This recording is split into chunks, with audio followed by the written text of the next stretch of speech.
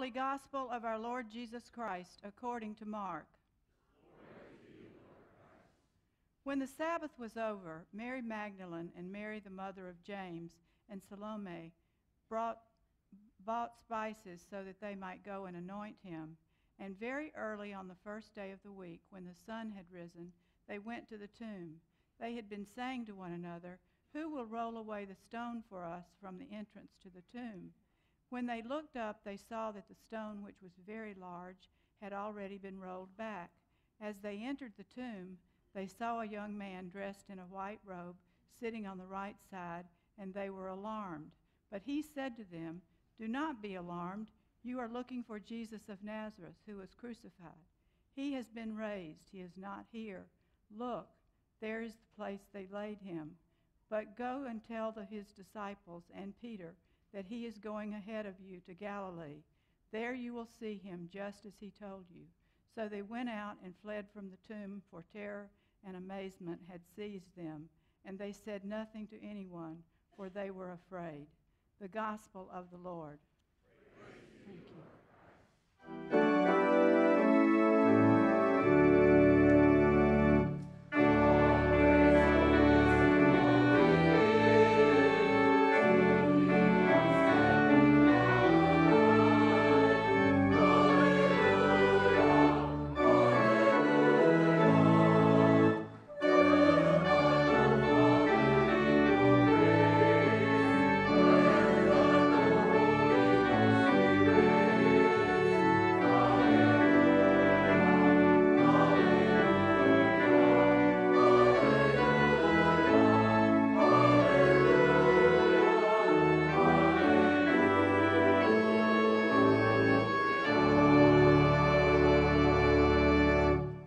In the name of God, Father, Son, and Holy Spirit.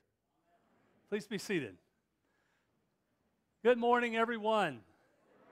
Happy Easter. Hey, listen, we've still got folks coming in the back, and if you've got room next to you, you might move over. Just as folks come in over the next few minutes, give them room to sit on an aisle, maybe. It's great to have this problem with crowds this morning. We've had crowds all morning. We had the largest crowd we've ever had on the beach this morning. Maybe we were guessing, we don't even know. Between 3,000 and 4,000 people were on the beach this morning. And 9 o'clock this morning was, I think, one of the biggest Easter crowds I've ever seen. We had chairs everywhere in here, and here we are again. So nothing delights a priest more than lots of people. Right? That's a good thing. Anyway, it's good to see you all today. I'm going to go ahead and for me, just sort of say something, name the elephant in the room, at least for me, and that is, this is my last sermon as rector of Christ Church. And so, but I don't say that as a downer. I say that because it's a special moment for me. And I hope that when my sermon's over, that it's a special moment for you. Yeah.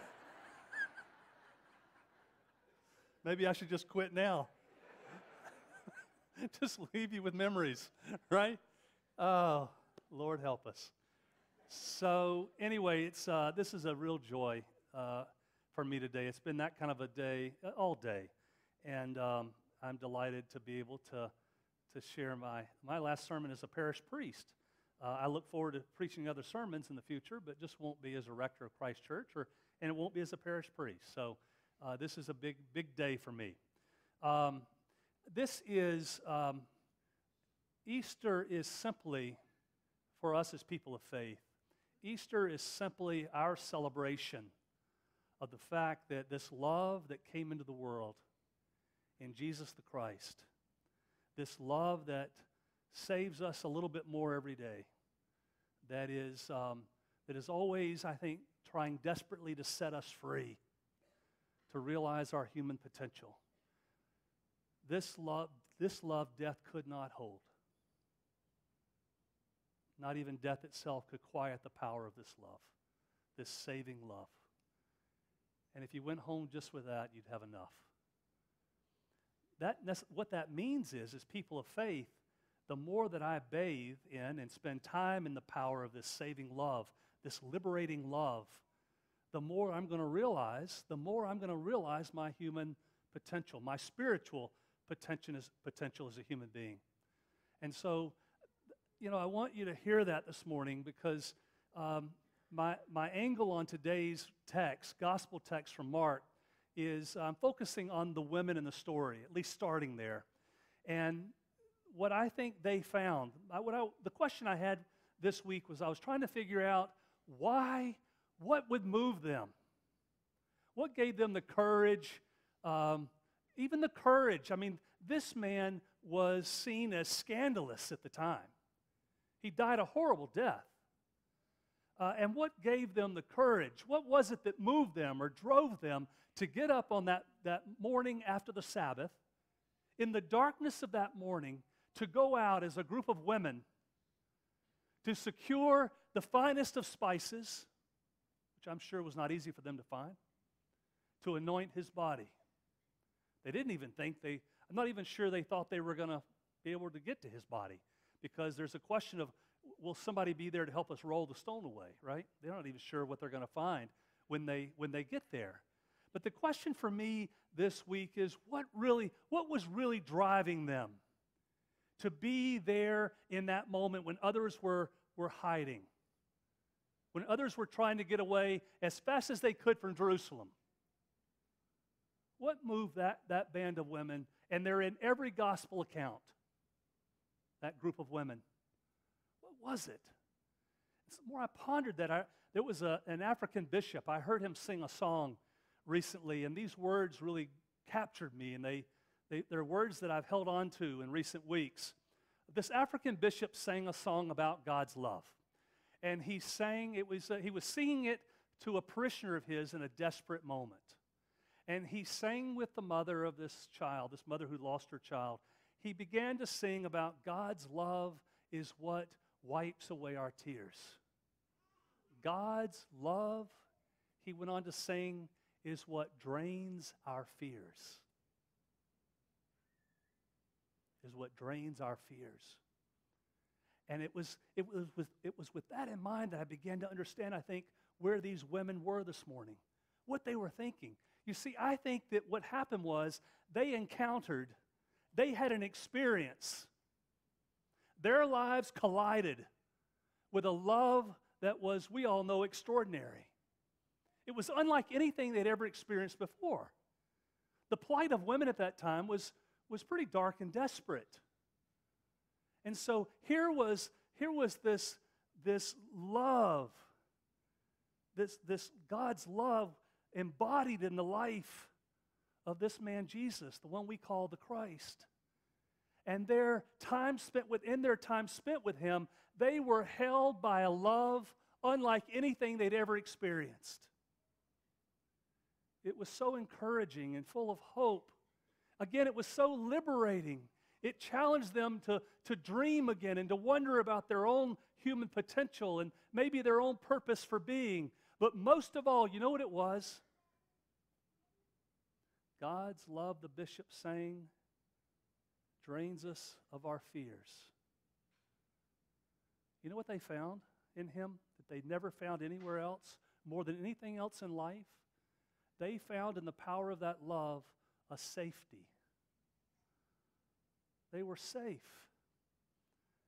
Unlike any other place, there was no other place in their lives where they felt so safe, so affirmed, so encouraged. So affirmed and encouraged. And so, of course they're going to be there this morning. Of course they're going to be there. In the power of that love, loving him beyond death, loving him beyond what seems to be the end. Doesn't matter to them. He has so gifted them with this security in the power of this love. They're so safe in that love now that all they can do is just be there to give thanks, to anoint his body in thanksgiving. Because as far as they're concerned, they think it's over. Perhaps what we knew for a moment is gone now.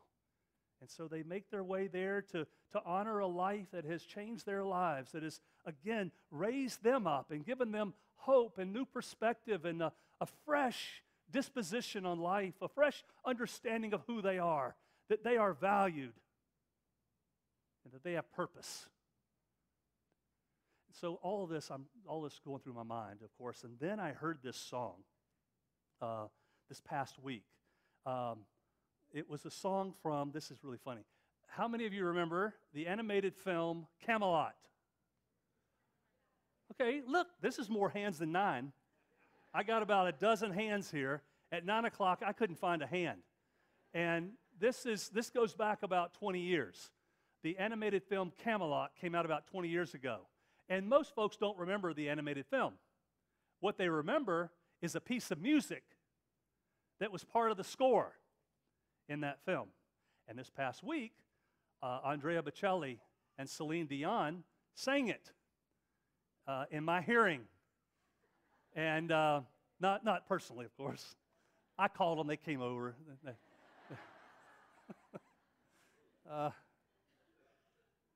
See, I'm going to start getting, this is bad, because if I start getting like this on my last day. But anyway, as they were singing those beautiful words, let this be our prayer, just like every child. Lead us to that place, guide us with your grace, to that place where we'll be safe. And suddenly I realized what the women at the tomb had found in Jesus. That longing that we have deep inside ourselves, doesn't matter who we are, men, women, doesn't matter how old you are. We're all longing for that same safe place. The place where we hear the encouraging words, the comforting words. And by the way, here's a message you need to take home with you today. It is, if you're loving well, you're creating a safe place for the people around you. If you aren't creating a safe place for the people around you, then you need to step back and figure out how to love better. And that's not just something you turn on or off. That's something you come and spend time in, and you bathe in, and you study, and you work on it for the sake of those you say you love. Love equals safety.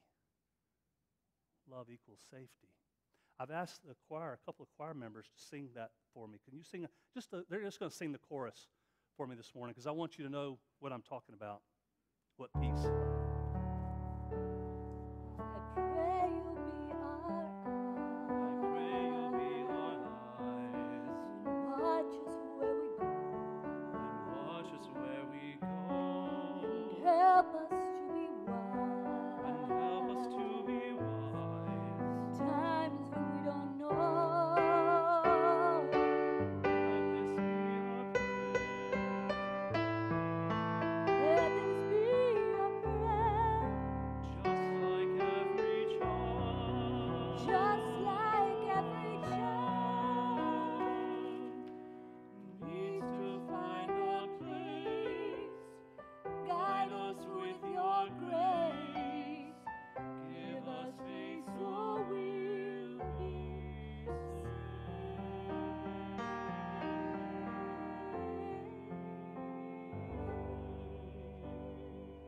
Thank you. Give us faith so we'll be safe. And that's the message of Easter in a nutshell. Jesus, in Holy Week and Good Friday, he enters into the darkness of my life and yours. And this morning, as the tomb is opened up and the light of God's glory shines out from the darkness of that tomb, where all of our darkness and sin and brokenness and despair remains, he invites us to follow him, to come out in faith, and to join him as we move to that place of living more safely, spiritually speaking, more safely in a place where that satisfies our deepest longings. And so in that moment, after I heard that, I have to tell you, I was back at Wilson Children's Hospital about this could have been 25 years ago. You know how you remember certain moments in your life? They're just really special, they're extraordinary. They're sacred moments. Every moment's sacred, but some are a little more sacred, you know? And I was there with a little girl who'd been there for months. Her dad, and she and her dad were parishioners in this congregation I was serving at the time. And so we spent a lot of time together there in the hospital. And on this particular night, she was tired, and she was really wearied by it all. And so was her dad. And he was up in bed holding her, and I'm sitting in a chair over on the side, and it was one of those precious moments where she looked at him and she said, "Daddy," she says, "I'm not scared." She said, "You make me safe." And I realized that's our potential. That's our spiritual potential. If she only knew that she was sitting with a father and a priest who were very fragile that night and who were very afraid. And yet God broke into that room through the words of a little girl and reminded us of his holy presence and encouraged us and held all of us. And in that moment, as I saw them sitting in that bed, I realized this week as I look back on that image, they were safe. Do you see? Do you understand? They were safe. It didn't matter what the world or life or disease or broken, it doesn't matter what it tries to do to us. If you're in a right place, and her dad and I talked about this later, he said, "Rick, I couldn't have handled this a year ago." He said, "Our journey together and my journey in and through the life of the church and my understanding of the power of this love in my life," he says, "that's the only thing that sustains me right now in helping my daughter through this." I said, "I get that. I get that." See, and as more I thought about this, I realized I've been here for almost 17 and a half years, and I've been the priest in charge for about 14, 15 of those years. And I realized in thinking about this sermon today that that's been my goal. This has been my goal for all these years. It's that simple. It's that simple, and yet it's that terribly complicated. And we've had to work really, really hard. But my goal has been to create, in the power of this love that death could not hold, that is saving us and trying desperately to free us, to liberate us a little bit more every day, and to encourage us and empower us to live better, to realize our human potential. What I've realized is that what I've worked the hardest to do is try to create a safe place. That's what's driven me. It's that simple and that terribly difficult. To try to create a safe place where people could come here, where they could come here, and we weren't focused on agreement on everything, because I got news for you, you don't agree on anything. Nobody agrees on anything. It's absolutely amazing to me that husbands and wives will come to church and be upset with somebody else's position on something when I know the two of them don't agree on several other things. Absolutely blows my mind. I don't get it. And I've said this to ad nauseum around here. You get to a point where you just get in people's faces and say, "Wake up. Wake up." The radical edge of the gospel that's all about this love that death could not hold, it's not about agreement. And by the way, it doesn't shield you from bad things happening. This love, in fact, is where we find community. It's where we find communion. It's where we find communion in spite of our differences. Because the goal is not agreement. The goal is love. And guess what? The more you learn about this love and the more it sinks into your life and changes you from the inside out and makes you a safe place for others. Unafraid to be a safe place for others. The more we witness to the power of that love. You know what we learn to do? We learn to disagree well. That's been my marching orders for the past however many years I've been leading Christ Church. We're going to learn how to disagree well, because everybody out there thinks that the goal is agreement. The Cuban people have this wonderful saying. They say that the extremes touch each other. We haven't figured that out yet in this country. The Cuban people say the extremes touch each other, and that's because they see both extremes as destructive. And if you haven't figured that out yet, we've got a long way to go. The answer has been and always will be in that radical middle. That radical middle. That terrible place of tension, and yet that beautiful, dynamic place of creativity and wonder and hope for the world.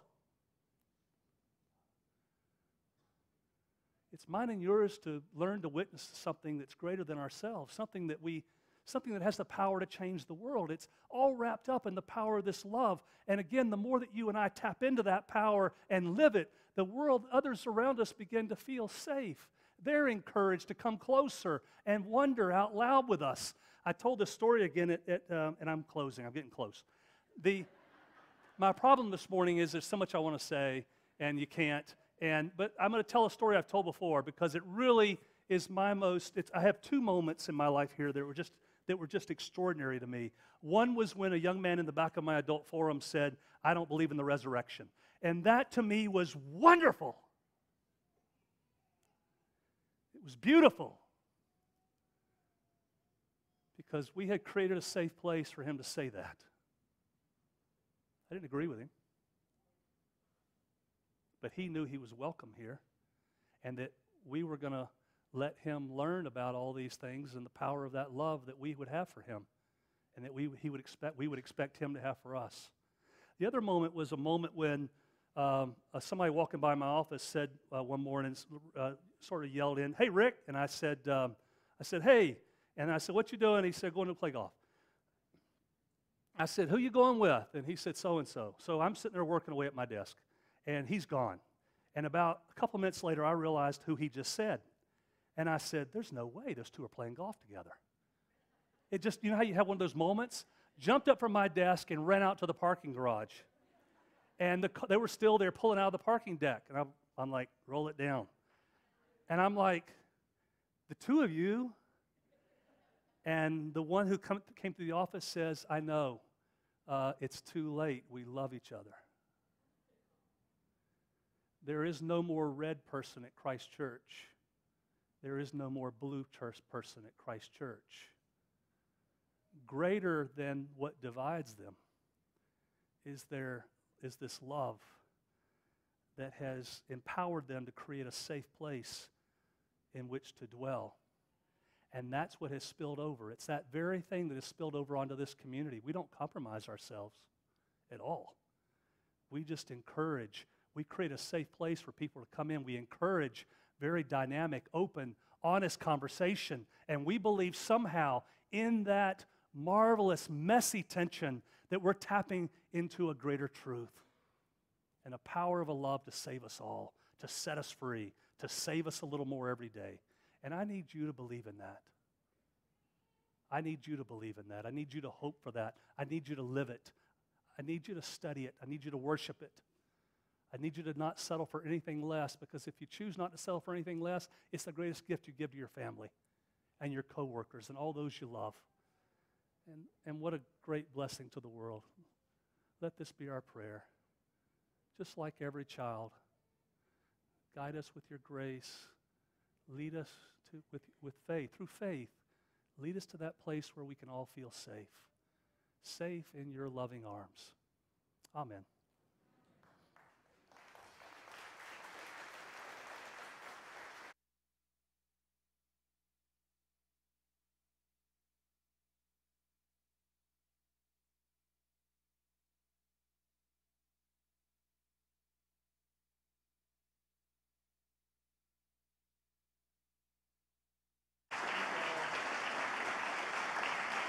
No, don't.